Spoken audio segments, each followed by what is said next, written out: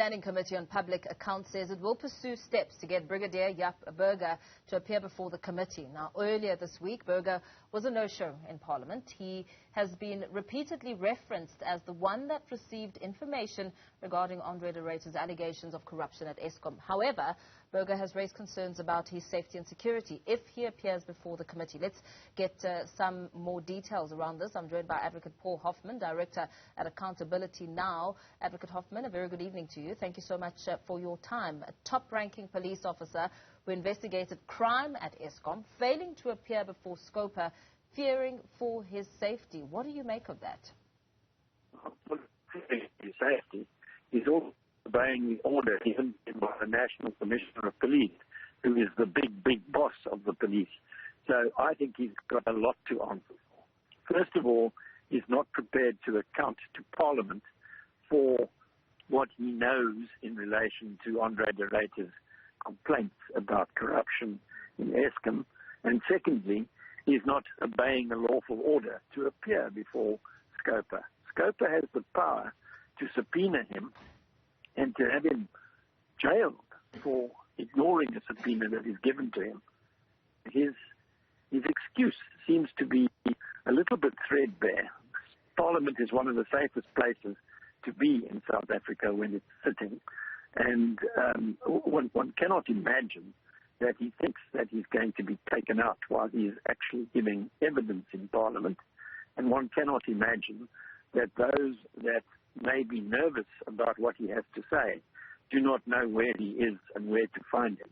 So it really is inexplicable, and I'm quite sure that the chair of Scopa will do the necessary to ensure that he does appear the next time that the matter comes up before Scopa. Yeah.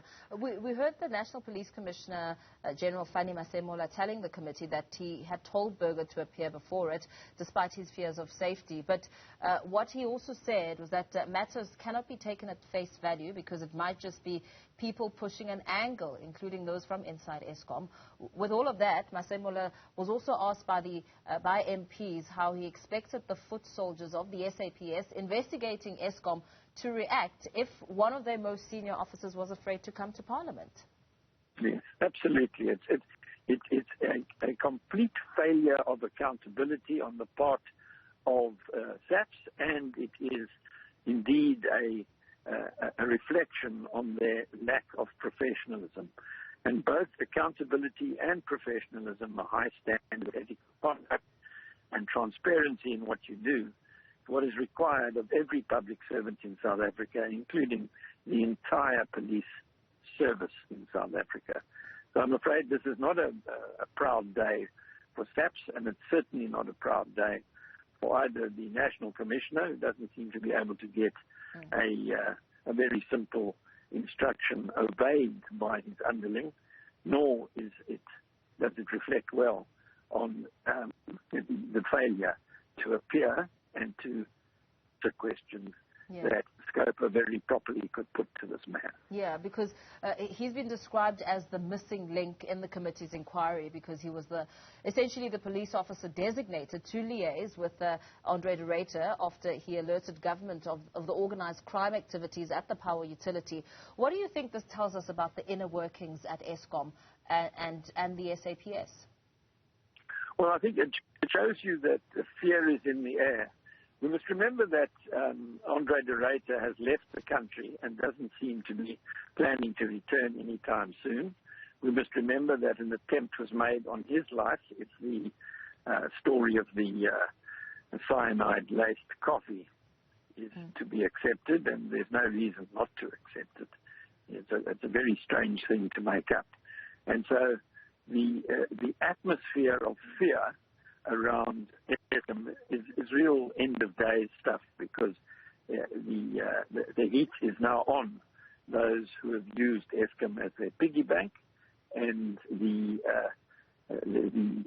fear of being exposed by those who've been employed to investigate them may well drive some of those involved in the corrupt activities at Eskom to resort to desperate measures in order to preserve their anonymity. Yeah, because what other MPs were saying was that they weren't sympathetic to Burger's concerns because he's already out in the public. I mean, people can essentially look him up on the internet or on social media. One suggestion, though, was the usefulness of an in-camera hearing, although some MPs had expressed their reservations about it. What do you think it'll do for the hearing if he does opt for that option? No, I'm afraid in-camera hearing is not appropriate. We have a commitment as a foundational value of South Africa to governance that is open, accountable, and responsive.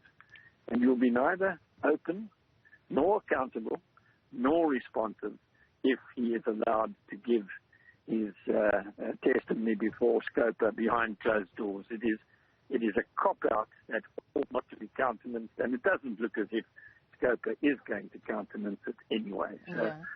So he must man up and come and do his duty. I'm hoping this line will hold for a little bit longer. Scopa Chair Mkhuleko Hlengwa was saying that something is essentially rotten in the state of South Africa, and he said that something was Eskom. How important will the work of this committee be in determining a way forward? Yes, I think that at the root of a lot of the ailments in South Africa, and clearly the load shedding that Eskom has been responsible for, the failure of the education system, the water not in the taps or the water in the taps full of cholera, all of those things can be traced back to corrupt activities in the affairs of state in South Africa, and that needs to be addressed as a matter of urgency.